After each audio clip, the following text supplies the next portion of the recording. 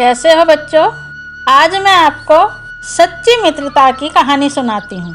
एक थे द्वारका के राजा श्री कृष्ण और दूसरे थे उनके मित्र सुदामा। सुदामा बहुत गरीब थे। बचपन में वे लोग एक ही गुरुकुल में पढ़ते थे। दोनों साथ बैठते, साथ खाते थे, एक दूसरे का ध्यान रखते थे। समय बीता, कृष्ण द्वारका के राजा बन गए और सुदामा एक गरीब ब्राह्मण की तरह रहने लगे। सुदामा के घर में कई कई दिन तक चूल्हा नहीं जलता था। बच्चे भूखे ही सो जाते थे। एक दिन सुदामा की पत्नी बोली, आपके मित्र तो द्वारका के राजा हैं, आप एक बार उनसे मिलाइए। सुदामा बोले, मैं मित्र से कैसे मदद मांगूं? पत्नी ने कहा, मदद नहीं, बस अपने मित्र से मिलने जाइए। अपनी पत्नी के कहने पर सुदामा जाने को तैयार हो गए, मगर कुछ भेंट देने के लिए घर में कुछ था ही नहीं। सुदामा की पत्नी पड़ोस से थोड़ा सा चिवड़ा ले आई और पुराने कपड़े में बांधकर सुदामा को दे दिया।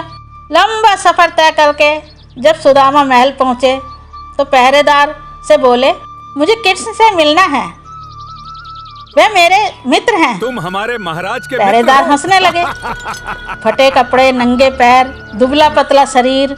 लेकिन जैसे ही श्री कृष्ण को पता लगा कि उनका मित्र आया है, वे महल से नंगे पैर दौड़ते आए। उन्होंने सुदामा को गले लगा लिया। श्री कृष्ण की आंखों में आंसू आ गए। कृष्ण अपने मित्र को राज सिंहासन पर बैठाया और खुद उनके पैर धोने लगे।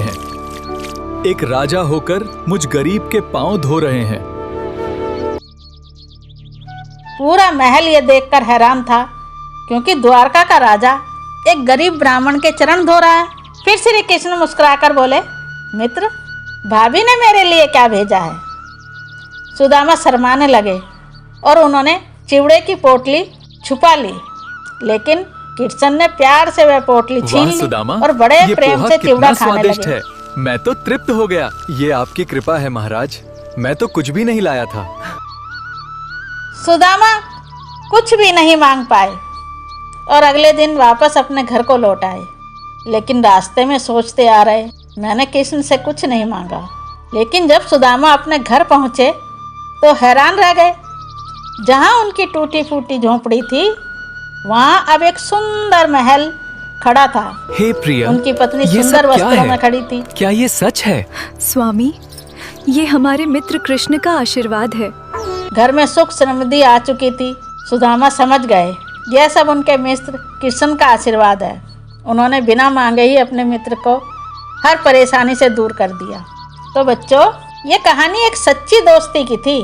दोस्ती अमीरी गरीबी नहीं देखती। जहाँ प्रेम होता है, वहाँ भगवान भी दौड़े चले आते हैं। अगर आपको कृष्ण और सुदामा की ये प्यारी कहानी पसंद आई हो, लाइक, सब्सक्राइब करना ना भूलें।